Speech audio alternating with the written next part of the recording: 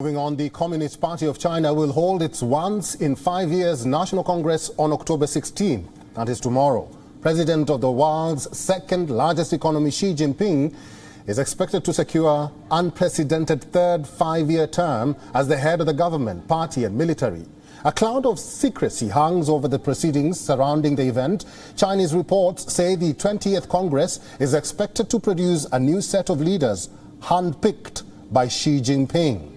The Chinese Communist Party has a history of over 100 years. It presently has 96 million members who are led by the Central Committee and Politburo. Their top cadres form the powerful Politburo Standing Committee.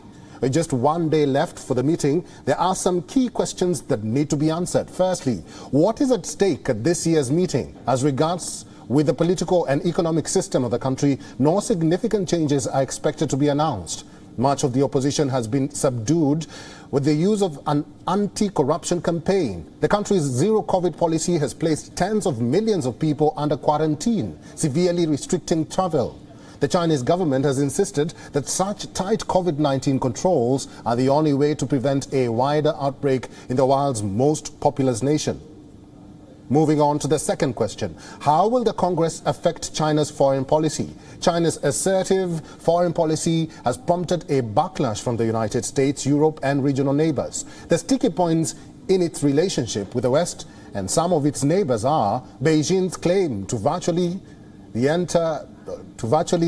subdue the entire South China Sea and to take control of that.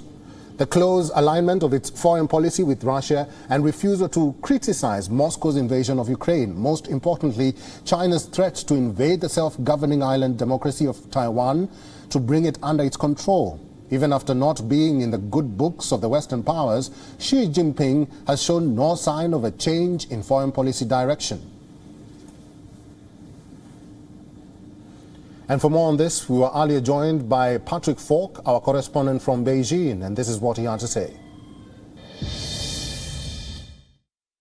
This is an absolutely critical event for the Communist Party. As you said, it's a twice every decade event, and this is arguably the most consequential leadership reshuffle that is taking place, at least for the past 40 years here in China. Xi Jinping is almost certainly expected to stay on in the top job, but we are going to be keeping a very close eye on what the other leadership changes will be. As you mentioned, also, the new leadership is expected to be packed with Xi loyalists, and that is something that's critical right at this time because, as we know, the economy here is facing some very, very stiff challenges, and some key faces, pro-market reformists in particular, are going to be on their way out.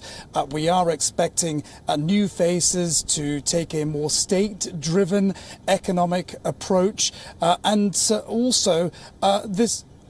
also this is a critical time also because of COVID-19. We are looking very closely to see whether or not there are going to be changes to China's policy in that regard. We were also joined by Jean-Pierre Cabestan, Emeritus Professor at the French National Center for Scientific Research, and this is what he had to say.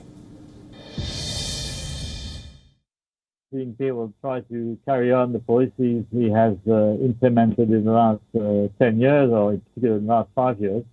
I think one of the important objectives of the coming 5 years will be common prosperity for the whole Chinese society. The problem is that China's economy is slowing down.